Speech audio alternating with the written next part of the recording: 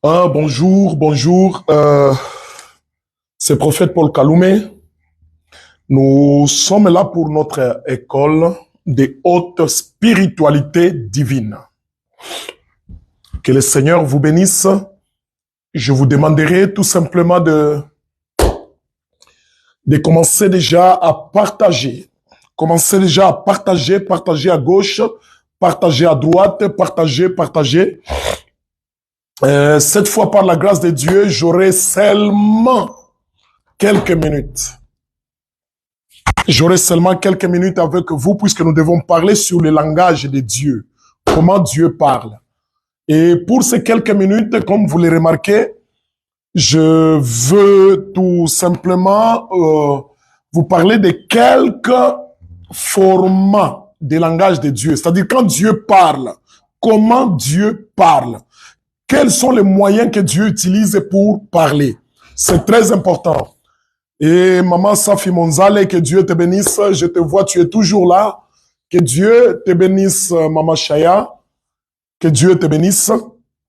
J'aimerais que tu puisses encore partager, que tu invites beaucoup de gens, maman Chaya. Shalom, shalom. Et pour les autres qui sont là, soyez déjà connectés, manifestez-vous. Manifestez-vous et dites-moi si le son est bon. Dites-moi si le son est bon. Maman Chaya, dis-moi si le son est bon. Si tu es là, manifeste-toi aussi. Apôtre Steve, que le Seigneur te bénisse. Shalom, apôtre Steve. Dans une minute, je vais commencer déjà. Je vais commencer déjà dans quelques secondes. Je vais dire dans 30 secondes, je veux déjà commencer. Comment Dieu parle. Si tu es là, je vois il y a déjà des gens qui commencent à se connecter. Maintenant, si vous vous connectez, manifestez-vous. Je voulais vous saluer par votre nom. Je voulais vous saluer déjà par votre nom. Connectez-vous et manifestez-vous.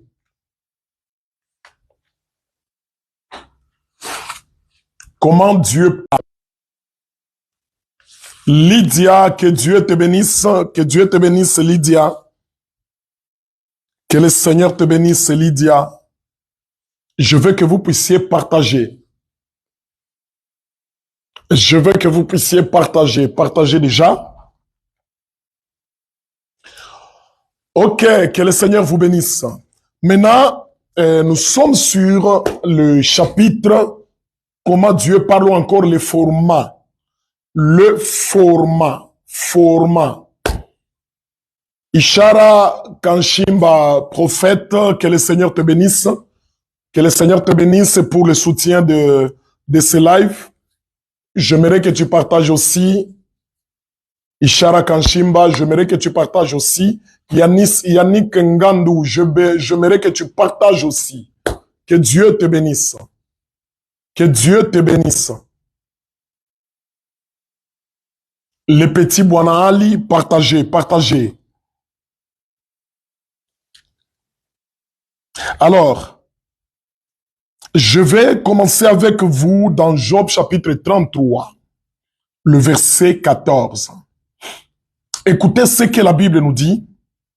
Dieu parle cependant tantôt d'une manière, tantôt d'une autre, et l'on n'y prend point garde. Il parle par des songes, par des visions nocturnes, quand les hommes sont livrés à un profond sommeil et quand ils sont endormis sur leur couche. Écoutez ce qui m'intéresse. La Bible dit, Dieu parle cependant tantôt d'une manière, tantôt d'une autre. Alors vous comprenez que s'il faut dire comment Dieu parle tantôt d'une manière, tantôt d'une autre. Pour vous dire que ce n'est pas à l'homme de dire comment Dieu parle. Vous voyez, dans le monde prophétique, pour que tu comprennes comment Dieu parle, il peut te parler tantôt d'une manière, tantôt d'une autre. Ça veut dire, je ne saurais pas vous dire, il parle par combien de mois, mais je vais juste vous donner les quelques expériences que Dieu m'a fait et comment j'ai entendu et comment la Bible aussi nous dit en rapport avec le langage de Dieu. Dans les tantôt d'une manière, tantôt d'une autre. Vous voyez un peu une manière et une autre manière. C'est-à-dire, il y a plusieurs manières dont Dieu nous parle. Vous comprenez déjà? Il y a plusieurs manières dont Dieu nous parle. Il n'y a pas une seule manière, mais il y a plusieurs manières. Non seulement il y a plusieurs manières, mais je suis aussi dans Hébreux chapitre 1er, le verset 1 jusqu'à 2. La Bible dit, après avoir parlé à plusieurs reprises et de plusieurs manières à nos pères par des prophètes, Dieu dans ces derniers temps nous parle par le Fils. Alors vous comprenez que la Bible nous dit, pour ce qui est des prophètes de l'ancien temps, Dieu a parlé à plusieurs reprises et de plusieurs manières. Vous voyez, le mot manière revient encore. C'est-à-dire Dieu a plusieurs manières de parler. Quand il veut parler à l'homme, il a plusieurs manières de parler. Mais voilà, dans ces manières-là, qu'est-ce que Dieu fait? Quand Dieu te parle, il faut que ton cerveau soit capable aussi d'interpréter. Mais très souvent, quand Dieu parle, ça dépasse la dimension du cerveau. Vous voyez un peu? Ça dépasse la dimension du cerveau et ça, c'est vraiment très, très bon. Je vais parler sur la première manière. La première manière, autrefois, nous vous avions parlé de quelques manières, mais permettez-moi de compléter. Voici la première manière. La première manière, je parle de la vision. Je parle de la vision. Dieu nous parle par la vision. Au fait, la vision, c'est quoi? La vision, c'est une faculté de l'esprit. Vous me comprenez? C'est une faculté de l'esprit. Dans cette faculté de l'esprit-là, dans l'esprit de l'homme, il y a un écran spirituel. Vous voyez, il y a deux catégories d'écrans. Il y a l'écran mental. C'est à partir de l'écran mental que nous voyons ce que nous appelons l'imagination. Vous voyez un peu? L'imagination vient de l'écran mental. Mais la vision vient de l'écran spirituel. C'est un écran que Dieu a mis dans l'esprit de l'homme. Retenez ça comme ça. Mais la deuxième chose, c'est que l'esprit de l'homme possède des yeux. Vous voyez, l'apôtre Paul nous dit, dans 2 Corinthiens 4:16, l'apôtre Paul nous dit, si notre homme extérieur se détruit, notre homme intérieur se renouvelle. Vous voyez, nous avons deux hommes. Il y a l'homme extérieur, il y a aussi l'homme intérieur. Chaque homme a ses facultés.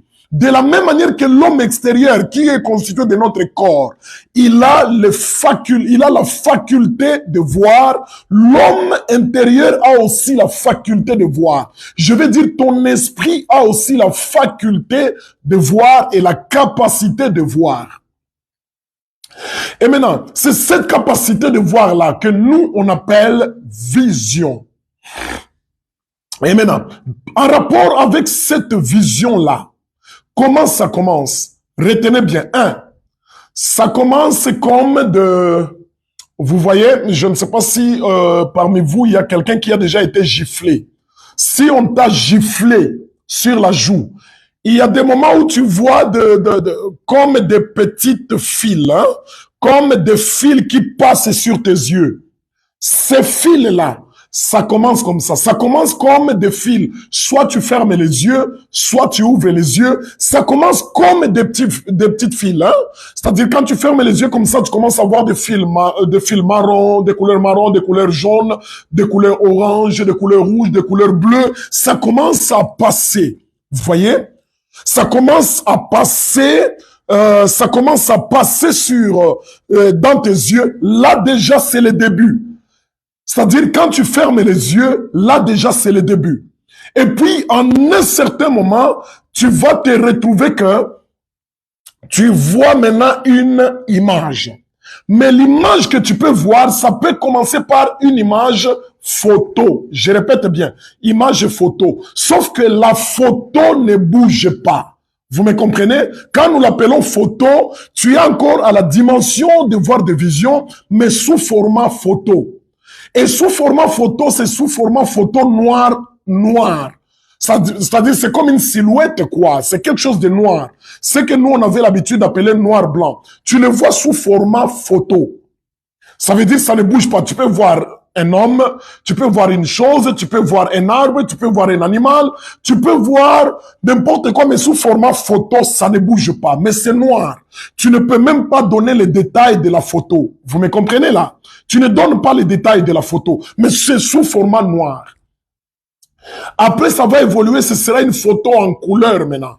Tu vas voir vraiment que c'est en couleur. Ces couleurs, tu peux distinguer des couleurs, tu peux différencier des couleurs. Tout ça, c'est toujours dans le domaine de vision. Maintenant, il y a ceux qui ont la vision à la dimension des photos. Ça veut dire, il te dit non, pas moi je vois un homme debout. Mais cet homme-là ne bouge pas. Lui, il est encore à la dimension de la vision, mais une vision photo. Plus tu te développes dans le domaine de vision, tu vas arriver maintenant à ce qu'on appelle la vision vidéo. Là, tu vas voir les gens bouger, les choses bouger, les arbres bouger, les feuilles bouger, les animaux bouger. Les choses que tu vois, c'est en train de bouger. Tu vois un peu? Là, les choses bougent. Tu arrives à la dimension de la vision, mais la vision vidéo.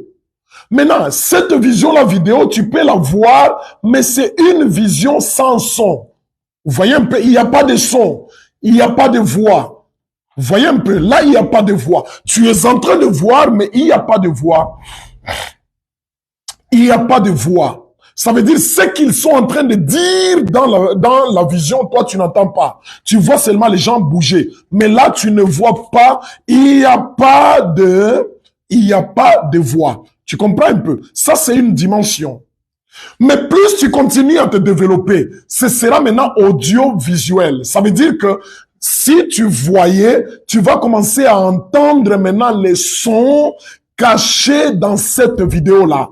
Tu vas commencer à entendre, si c'est une vision que tu vois de deux personnes qui sont en train de se parler, tu vas dire non, j'entends, ils sont en train de se parler, ils se disent ça et ça. Vous comprenez un peu? Donc à ce niveau-là, ça devient une vision audiovisuelle. C'est très capital, c'est très important que tu comprennes ça. Maintenant, comme tu vas continuer avec la vision audiovisuelle, maintenant il y a une dimension de vision la plus élevée, c'est la vision film. La vision film, c'est là où même toi, tu peux aussi intervenir dans cette vision-là. Ça veut dire, tu te dis, faut pas bouger. Ça veut dire, tu te dis, faut pas bouger.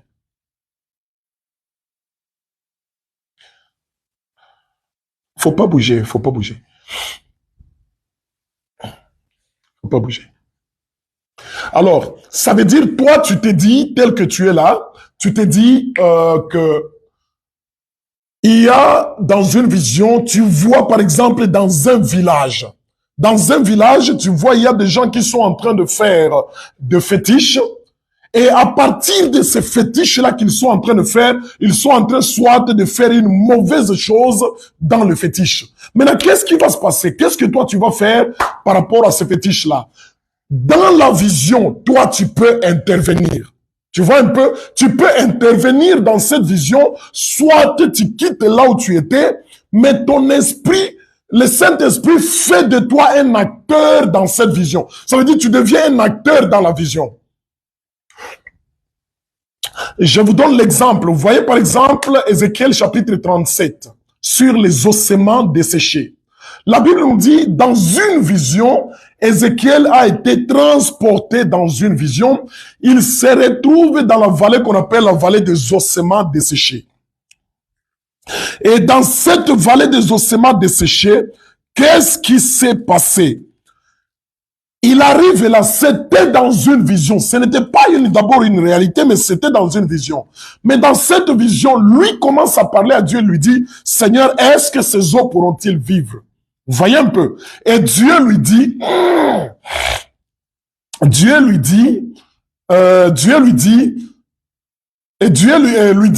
Est-ce que les autres pourront-ils vivre? Lui, il dit à Dieu, Seigneur, tu le sais. Le Seigneur lui dit, prophétise. Vous voyez, là, il est en train de travailler. Il fait partie des acteurs de la vision. Des acteurs de la vision. Il prophétise dans la vision sur les ossements desséchés. Et la Bible nous dit, ces ossements-là commencèrent à avoir la vie. Alors, vous comprenez que là, il devient un acteur, mais un acteur où? Dans la vision même. Vous voyez un peu? Là, c'est une vision film, là où toi aussi, tu fais partie des acteurs dans la vision. Et je prie Dieu pour qu'il puisse ouvrir les yeux de quelqu'un et qu'il fasse de toi un acteur dans la vision. Au nom de Jésus de Nazareth, je prie Dieu pour qu'il fasse de toi, toi qui es en train de me suivre, apôtre Steve, je prie Dieu pour qu'il t'ouvre les yeux. Maman délicieuse, je prie Dieu, pasteur Safi Monzale, je prie Dieu pour qu'il puisse ouvrir vos yeux et qu'il vous transporte pour que vous soyez des acteurs dans la vision. Et voilà que ça, c'est une autre dimension. C'est là qu'il y a maintenant des dimensions des prophètes qui sont capables de résoudre les problèmes qui sont éloignés. C'est-à-dire, il voit une vision et dans la vision, il est capable de résoudre un problème.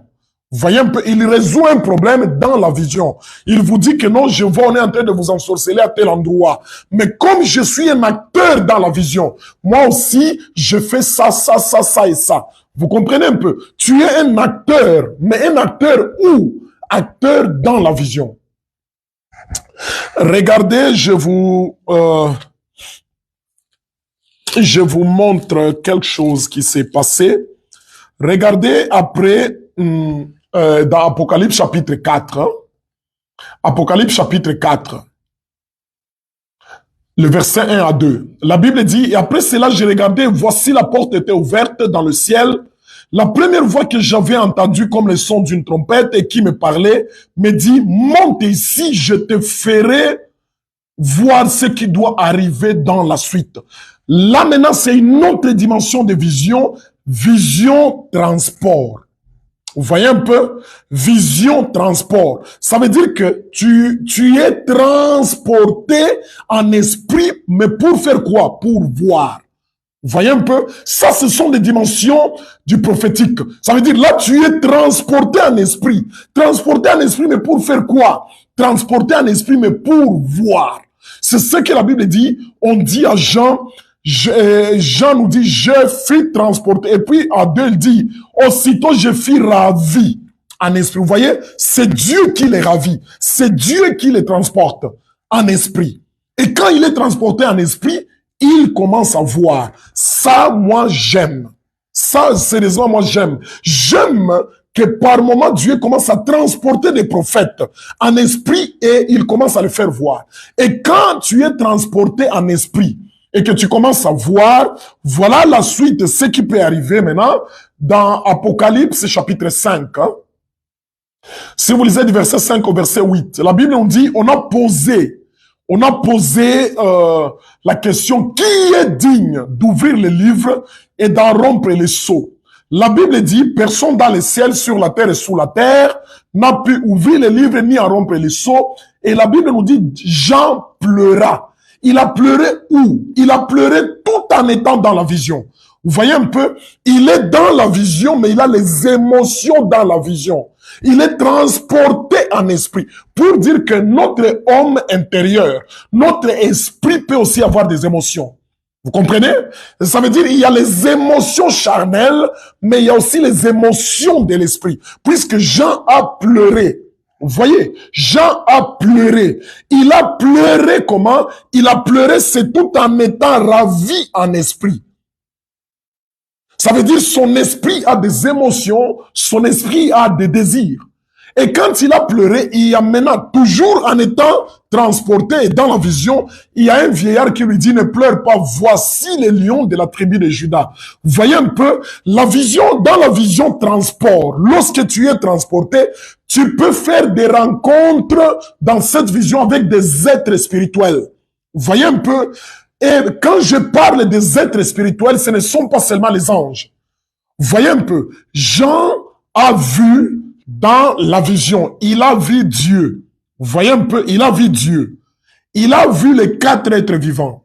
Jean a vu, tout ça, ce sont les êtres spirituels, puisque le plus grand être spirituel, c'est Dieu. Voilà pourquoi Moïse lui a posé la question, quel est ton nom? Il a dit, je suis. Ça veut dire j'être, je suis. Dieu, c'est un être éternel, un être créateur. Dans la vision spirituelle de transport, là, tu peux être transporté en esprit et faire des rencontres spirituelles. Et c'est là que je trouve ça devient très très important. Des rencontres avec des êtres spirituels, tu peux rencontrer Dieu, c'est le plus grand être spirituel. Tu peux rencontrer les anges, ce sont les êtres spirituels. Tu peux rencontrer les êtres vivants, ce sont aussi des êtres spirituels. Tu peux faire des rencontres avec plusieurs êtres. Ça veut dire que les êtres spirituels ne se limitent pas seulement aux anges. Voyez un peu, il ne se limite pas seulement aux anges, il y a plusieurs êtres spirituels. Je vous donne un exemple. Vous voyez par exemple quand Élie est monté au ciel, la Bible nous dit qu'il y avait des chevaux de feu. Vous comprenez que les chevaux là, ce sont aussi des êtres spirituels. Dans le monde spirituel, il y a aussi des chevaux spirituels. Vous voyez un peu, la Bible nous dit qu'il y avait des chars de feu. Les chars sont aussi des êtres spirituels. Sauf que dans le monde spirituel, tous les êtres spirituels, ce sont les êtres qui sont vivants. Ils vivent. Vous voyez un peu? Ils vivent. Ils vivent, ce sont des êtres spirituels qui vivent. Vous voyez? Souvenez-vous aussi d'Élisée. Son serviteur, quand ils étaient entourés par des Syriens, son serviteur commençait à trembler. Élisée dit à Dieu, ouvre ses yeux pour qu'il voie que ceux qui sont avec nous sont plus nombreux. Quand son serviteur a eu les yeux ouverts, il a vu des chevaux, il a vu des chars. Tout ça, ça fait partie des êtres spirituels. Alors le monde spirituel est plus organisé, plus riche, plus peuplé que le monde physique. Voyez un peu. Alors, il y a la vision transport. Vous voyez? Ça dit Dieu peut te parler par la vision. Mais quel genre de vision? La vision transport. Voilà encore dans Apocalypse. Je suis dans l'Apocalypse au chapitre 21. Le verset 10. Jean dit, et l'ange me transporta en esprit sur une grande et haute montagne, et il me montra la ville sainte, la nouvelle Jérusalem qui descendait du ciel. Vous comprenez que là, la Bible nous dit Jean, il a été transporté en esprit. Ça, c'est le transport. C'est la vision transport. Vous voyez un peu? C'est la vision transport où Dieu transporte l'homme en esprit pour lui montrer quelque chose. Vous comprenez un peu? Voilà pourquoi quand tu pries, j'aimerais que tu sois concentré, que tu sois un homme concentré. Tu te concentres bien, tu te mets devant la face de Dieu. Tu te concentres bien. Il y a des moments où tu peux commencer à prier, mais tu commences à sentir comme si tu commences à monter. Et quand tu sens que tu commences à monter là, tu commences à entrer dans la dimension de la vision transport. Dieu peut commencer à te transporter. Tu te retrouves au-dessus des États-Unis, au-dessus de la Chine, au-dessus de la Russie. Tu commences à voir la Russie très loin, la Chine très loin. Tu peux te retrouver à Kinshasa, tu peux te retrouver au Gabon, tu peux te retrouver au Congo-Brazza. Et à ce niveau-là, tu y es transporté et Dieu commence à te montrer. Puisque il y a certaines visions dans le domaine des visions, il y a certaines visions que tu ne verras jamais à une dimension terrestre, où il y a des visions que tu ne verras jamais tout en état dans le corps. Vous voyez un peu? Souvenez-vous, je vous ai dit, nous avons 2 hommes selon l'apôtre Paul, 2 Corinthiens 4:16. Il y a l'homme intérieur et l'homme extérieur. L'homme intérieur, c'est notre esprit. Maintenant, il y a des visions, des dimensions de vision que ton esprit ne verra jamais s'il est à l'intérieur de ton corps physique. Il faut qu'il sorte de ton corps physique pour aller voir des choses plus hautes et plus puissantes. Voyez un peu. Et ce transport-là, nous, ça ne se fait pas comme un voyage astral. Le voyage astral est démoniaque et diabolique. Nous, c'est un voyage guidé. Quand je dis c'est un voyage guidé, c'est un voyage transporté. Vous voyez, pour Ézéchiel, il dit, la main de l'Éternel était sur moi et il me transporta. Vous voyez un peu, là, il y a l'Éternel qui transporte l'homme. Vous voyez, ça veut dire, dans cette vision transport, Dieu lui-même peut te transporter. Retenez ça bien. Dieu peut te transporter, ça c'est un. Deux, non seulement Dieu peut te transporter, mais Dieu peut te ravir en esprit. Ça veut dire quoi? Il tire de force ton homme intérieur. Il quitte ton corps pour aller vivre des expériences puissantes à travers le monde et à travers le monde spirituel aussi. Vous voyez un peu? À travers le monde spirituel. Ça veut dire, un, Dieu peut te transporter. Deux, Dieu peut te ravir. Vous voyez un peu? Il peut te ravir en esprit. Ça veut dire, il te prend de court. Toi-même, tu ne savais pas, soit tu es dans le sommeil, soit tu es en prière. Dieu te transporte. Il te téléporte au fait. Trois, il y a un transport qui peut se faire par un ange. Vous voyez?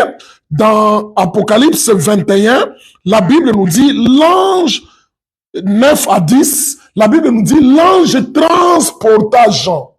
Vous voyez un peu, l'ange a transporté. Ça veut dire il y a des anges qui sont au service de Dieu, mais qui sont là juste pour transporter les esprits des prophètes, les esprits des hommes prophétiques pour qu'ils commencent à voir. Vous voyez, c'est très important. Si vous lisez, par exemple, puisqu'il faut que vous fassiez une différence entre deux catégories, les anges transporteurs. Il y en a de deux catégories. Il y a les anges qui nous transportent pour que nous puissions voir des visions. Ça, c'est un. Mais dans la parabole du riche et du pauvre Lazare, là, on nous dit, quand le pauvre Lazare est mort, il a été transporté par les anges dans le sein d'Abraham. Vous voyez, ça, ce sont les anges qui transportent les morts en Christ dans les seins d'Abraham. Vous comprenez? Donc ça, il ne faut pas faire la confusion entre ces deux catégories d'anges. Je pense que quand nous parlerons de l'angéologie, vous allez comprendre comment les anges fonctionnent, comment les anges travaillent. Alors, la vision transport, c'est la dimension très très élevée pour tous les prophètes qui fonctionnent dans le domaine de la vision. Pour tous les prophètes qui sont voyants, puisque même parmi les voyants, il y a des différences. Il y a des voyants, ils voient tout en état dans le corps, vous voyez un peu, mais il y a des voyants qui voient tout en sortant du corps. C'est très important. Vous voyez, vous ne pouvez pas comparer l'apôtre Jean. Vous voyez, l'apôtre Jean, c'était un apôtre voyant. Lui, il voyait tout en sortant du corps. Regardez l'apôtre Paul, c'était aussi un apôtre voyant, mais il voyait aussi tout en sortant du corps. Vous voyez, puisque lui-même nous dit, il y a un homme il y a 12 ans qui a été transporté en esprit. Vous voyez un peu? Il nous dit, il a été transporté. Alors, les voyants, c'est différent. Il y a possibilité de rencontrer cette catégorie-là de voyants et ils voient tout en sortant. Il y a d'autres qui voient tout en restant dans le corps physique. Mais celui qui voit tout en sortant du corps, il est plus puissant que celui qui voit tout en étant dans le corps. Vous voyez un peu? C'est très très important. Mais moi, je suis en train de prier maintenant pour que le ciel puisse élever des voyants transportés, des voyants sortants, des voyants qui sortent de leur corps pour aller faire de grandes rencontres dans le monde spirituel. Au nom de Jésus de Nazareth, que cela puisse se réaliser dans vos vies. Alors, tout ça, nous sommes toujours dans le domaine de quoi? Domaine de la vision. C'est-à-dire, c'est un monde très important, c'est un monde très très compliqué. Et écoutez, dans le domaine de transport en esprit, être transporté en esprit, écoutez, si Dieu te fait arriver à cette dimension d'être transporté en esprit, il y a toujours un parrain qui t'accompagne dans ce transport. Puisque le monde spirituel est vaste, tu risques de sortir et de te perdre et de mourir pour de bon. Voilà pourquoi Jean, il a été transporté, mais Jésus avait envoyé un ange pour lui montrer. Vous voyez un peu, il y avait un ange qui le dirigeait. Il y avait un ange qui parrainait sa sortie. Alors, notre sortie est parrainée par la main de Dieu. Ézéchiel nous dit, j'ai été transporté en esprit. Vous voyez un peu? Transporté par la main de Dieu. Ça veut dire le Saint-Esprit demeure notre parrain dans ce transport-là. C'est le Saint-Esprit qui est notre parrain. Tandis que dans le monde des ténèbres, eux, ils vous parlent soit des anges, ils vous parlent des guides, soit ils vous parlent de gens qu'on appelle les anges, des anges, je ne sais pas, anges protecteurs. Ils vous parlent de beaucoup de choses là. Mais moi, je vous dis, la spiritualité, elle est très bonne. La spiritualité, elle est meilleure. La spiritualité, c'est une dimension très bien quand tu le comprends. Vous voyez un peu? Alors, dans les domaines de vision, il y a ces domaines-là. Il y a ce monde-là, là où il y a les visions transport. Dieu te transporte. Il te transporte pourquoi? Parce que il y a certaines dimensions il y a certaines choses que pour le voir, tu dois nécessairement être en dehors du corps. Puisque le corps, au fait, c'est une barrière. Tu dois être en dehors du corps pour voir de grandes choses. Vérifiez bien, vous allez voir. Daniel, pour voir certaines visions, il pouvait les voir la nuit. Ça veut dire c'est son esprit qui sort. Regardez Pharaon, le roi d'Égypte, pour voir. Il devait le voir quand il est dans le sommeil. Il devait sortir du corps. Regardez le roi Nebuchadnezzar, pour voir des grandes visions, des grandes prophéties. Il devait aussi se voir sortir. Pour vous dire que l'Apocalypse, si vous le voyez, si l'Apocalypse est un livre puissant, c'est parce que Jean, sa vision là, c'était une vision transport. Il était en train de voir ça en dehors du corps. Je pense que vous devez très bien comprendre ça. Alors, les parrains par excellence qui nous guident dans le monde spirituel, c'est le Saint-Esprit. Ça veut dire quand il te ravit en esprit, c'est lui-même qui va te guider. Et c'est à ce niveau-là qu'il y a certaines personnes, il va te dire, j'étais dans les songes, j'ai vu une vision dans les songes, j'entendais quelqu'un me parler, mais je ne le voyais pas. Celui-là, c'est le Saint-Esprit. Il y a des moments où, quand tu es en train de prier, tu te sens comme si tu es perdu. Tu sors de ton corps et tu commences à avoir des visions. Là, c'est le Saint-Esprit qui est le parrain par excellence. Vous voyez un peu? Je le répète bien, le Saint-Esprit n'est pas une chose. Le Saint-Esprit n'est pas une puissance. Le Saint-Esprit n'est pas un pouvoir. Le Saint-Esprit, c'est un homme. Vous me comprenez? Le Saint-Esprit, il est vivant. C'est Dieu lui-même. Vous voyez un peu? Le Saint-Esprit n'est pas une colombe. Il a pris la forme d'une colombe, mais il n'est pas une colombe. Le Saint-Esprit, il est vivant. C'est le Père des esprits, c'est l'Esprit suprême, l'Esprit supérieur qui peut guider et diriger les esprits comme il veut. Donc, vous comprenez que c'est très important de comprendre ce genre de choses. Alors, la vision hors du corps. La vision hors du corps, c'est ce que nous appelons la vision transport. C'est très important de comprendre ça. Mais pour que tu arrives à cette dimension, il faut élever la dimension de prière.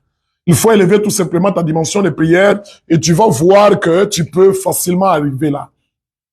Il y a des gens qui me posent la question, mais prophète, quand tu dis char, qu'est-ce qui se passe? Effectivement, quand je dis je monte sur mon char prophétique, là, c'est mon esprit, c'est une dimension de transport. Dieu peut me transporter dans une ville, il peut me transporter à Paris, il peut me transporter à Washington, il peut me transporter n'importe quel pays, mais je suis guidé par qui? Par le Saint-Esprit. Et à ce niveau-là, c'est là que vous allez voir que dans le monde spirituel, les distances ne sont pas très grandes. Vous voyez? C'est ce qui explique que dans le monde spirituel, tu peux te retrouver que tu es en songe, tout en étant dans le songe. Qu'est-ce qui se passe? Oh, vous savez, chez nous ici, il fait vraiment froid. Hein? À Durban, ici, il fait froid. C'est ce qui explique que je suis en train de faire ce que je suis en train de faire là. Alors, il fait froid, mais entre-temps, il fait aussi chaud. Je suis en train de suer, je ne sais pas. je ne sais pas ce qui se passe. Voilà ce qui explique que dans les songes, dans les songes, tu peux te retrouver que tu es dans les champs. Mais tu fais comme si tu marches un peu, tu te retrouves dans les couloirs de l'université. Tu entres dans les couloirs de l'université, tu te retrouves au Gabon. Ça veut dire, vous voyez, les distances sont très très courtes. Ce sont des grandes distances, mais ce sont très très courtes dans le monde spirituel. Vous voyez, je ne sais pas si au milieu de vous, il y a des gens qui ont déjà vécu ça. Et maintenant, voilà. Pour que tu puisses arriver à ça, je vous donne maintenant des exercices, puisque je trouve qu'il y a certaines choses que je ne saurais pas parler, que je ne saurais pas dire, vu le temps, puisqu'il y a un travail que je dois faire. Il y a un travail que je dois faire ce soir, je dois aussi me préparer, mais laissez-moi vous donner des exercices que moi j'avais l'habitude de faire. Les exercices, pourquoi? Puisque dans l'école de la spiritualité, le Seigneur veut toujours que nous soyons exercés. Regardez Moïse. Avant d'aller chez Pharaon, quand il s'est rencontré avec Dieu sur la montagne, qu'est-ce que Dieu lui dit? Moïse, je ne veux pas que tu ailles vivre les miracles pour la première fois chez Pharaon. Je veux que tu t'exerces ici. Jette ton bâton. Il jette le bâton, ça devient un serpent. Vous voyez, là, il est en aparté, il est en privé, il est seul avec Dieu et il commence à vivre certaines choses avant de les vivre en public. Voilà pourquoi je vous dis, un grand prophète dans le domaine de vision, il commence d'abord par vivre les choses en privé avant de les vivre en public. Tu dois t'exercer beaucoup en privé. C'est très important. Si tu es prophète et tu es en train de me suivre, exerce-toi en privé. Exerce-toi d'abord en privé. Et c'est au fait ça, c'est que je suis en train de vous dire. Avant que le serpent les bâtons ne se transforment en serpent devant Pharaon, que ça se transforme d'abord en serpent quand tu es avec Dieu toi-même. Là, ça va te donner l'assurance que quand tu seras devant Pharaon, tu n'auras pas de problème. Et c'est là devant Pharaon que Dieu a montré à Moïse que pour que ça se transforme, il faut les jeter. Vous voyez un peu? Là, Dieu lui donne les principes, comment il va travailler avec sa spiritualité, son surnaturel. Dieu lui donne les indices, il lui donne l'enseignement, comment il va manipuler sa spiritualité. Ça veut dire sa spiritualité, il doit jeter le bâton. Vous voyez, pour que ça ne se transforme pas en serpent sur ses mains. Ça, c'est 1. 2, il lui dit, quand tu veux que ça se retransforme en bâton, tiens-le par la queue. Tout ça, ce sont les instructions, l'enseignement que Dieu lui donne en privé. Vous voyez un peu, pour qu'il sache comment il va manipuler sa spiritualité. C'est comme ça que chaque homme surnaturel, il connaît comment son surnaturel marche. Il connaît comment il manipule les choses. Il y a des hommes de Dieu aujourd'hui, il peut manipuler facilement sa costume. Hein. Il peut manipuler facilement sa veste. Ça veut dire, il prend la veste, il frappe quelqu'un et il y a le surnaturel qui se fait. Ça, c'est ce que Dieu lui a dit quand il était seul à seul avec Dieu. Ne les condamne pas. Il y a quelqu'un d'autre, lui, il peut utiliser l'huile. Ça, c'est ce que Dieu lui a dit. Vous voyez un peu? Ça veut dire en aparté, en privé, c'est là que Dieu te montre comment tu vas utiliser ton surnaturel. Comment tu vas imposer les mains. Il y a des gens qui imposent les mains, il y a les autres qui imposent les doigts. Ne les juge pas. Tu ne sais pas ce que Dieu lui a dit en aparté. Tu comprends? Donc Dieu a formé Moïse en secret. Vous voyez comment faire des miracles. Il lui a formé en secret. Maintenant, voilà. Moi, pour que j'arrive à une certaine dimension de vision, je pouvais dire à mon fils, prends une enveloppe, écris ce que tu veux là, mettez dans l'enveloppe, mets ça là. J'ai commencé à prier jusqu'à ce que Dieu me révèle ce qui est caché dans cette enveloppe-là. Puisqu'il faut savoir que avec mon esprit, il n'y a pas de mur. Vous voyez un peu? Et quand je commence à prier, j'ai échoué plus de 1000 fois. Vous me comprenez? Mes enfants, mes fils qui sont en train de me suivre maintenant, le prophète Esaïe, le prophète Nathan et même mon épouse, Ils connaissent de quoi je suis en train de dire. J'ai échoué plus de 1000 fois.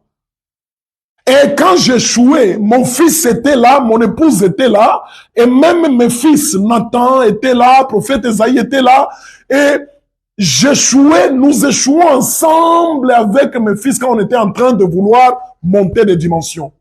Et qu'est-ce qui s'est passé? On ne s'est pas fatigué, on a continué. Et arrivé un jour, j'ai commencé maintenant à taper juste. Et c'est à partir de là que les choses ont commencé. Vous voyez un peu, ça c'est un exercice que tu peux faire toi-même. Tu vois, tu peux faire cet exercice toi-même. Écoutez, deuxième exercice.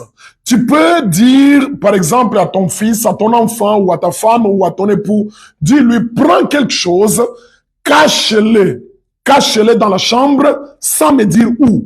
Et moi, je vais prier jusqu'à ce que je vais découvrir la chose. Tu commences à prier. Et quand tu pries là, tu peux facilement voir ces mouvements, comment il est entré, là où il a mis la chose.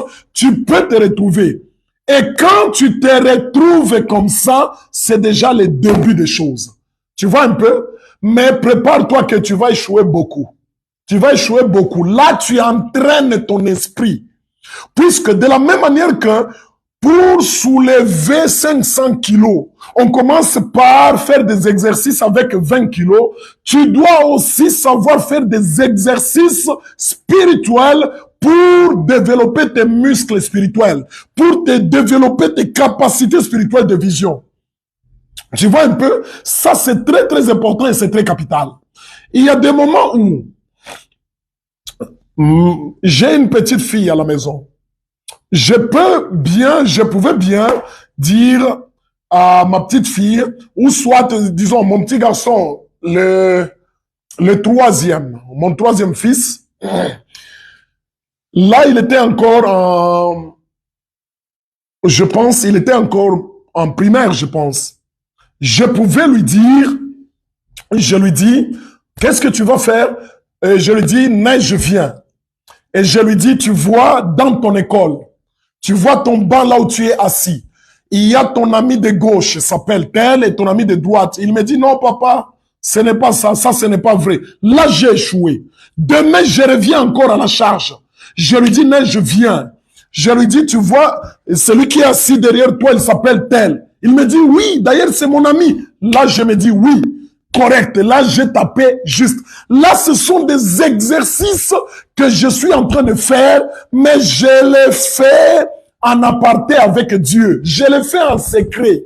Mon ami, avant de tuer Goliath, rassure-toi que tu as tué l'ours et le lion en secret, quand il n'y avait personne. C'est très important. Fais ce genre d'exercice. Vous voyez un peu? Et puis, autre chose, hein, ça c'est un exercice où tu exerces juste tes yeux spirituels. Hein. Mais comment tu le fais? Par exemple, toi-même, tu entres sur ton salon, tu regardes le salon, hein, tu regardes le salon, tu vois, il y a 3 tableaux, il y a 2 ampoules, il y a 4 photos, quand tu les regardes dans 2 secondes, ferme maintenant les yeux. Quand tu fermes les yeux, tu vas essayer un peu de voir ce que tu as vu là, si tu les verras en détail. Tu vois un peu? Là, ça va te permettre, quand tu vas entrer dans le domaine de vision, quand tu vas commencer à donner des détails, ton esprit n'échappera à aucun détail. Vous voyez un peu? Il peut donner plusieurs détails maintenant, et là, tu vas te retrouver que ça va bien marcher. Je ne sais pas si vous me comprenez à ce niveau-là. Tout ça, ce sont des exercices. Il y a des moments où je sortais en dehors de ma clôture devant ma maison. Il y a quelqu'un qui passe et je lui dis, ah, bonjour monsieur. Il me dit bonjour. Je lui dis, ah, est-ce que Daniel, c'est quelqu'un que je ne connais pas, hein? Je ne le connais pas. Je lui dis, est-ce que Daniel est à la maison? Il me dit, oui, oui, il est à la maison. Il me dit, hey, c'est ton ami. Je lui dis, non, non, c'est pas mon ami. Dis-lui seulement que son ami est, le prophète Paul de l'office lui a dit bonjour. Et je continue à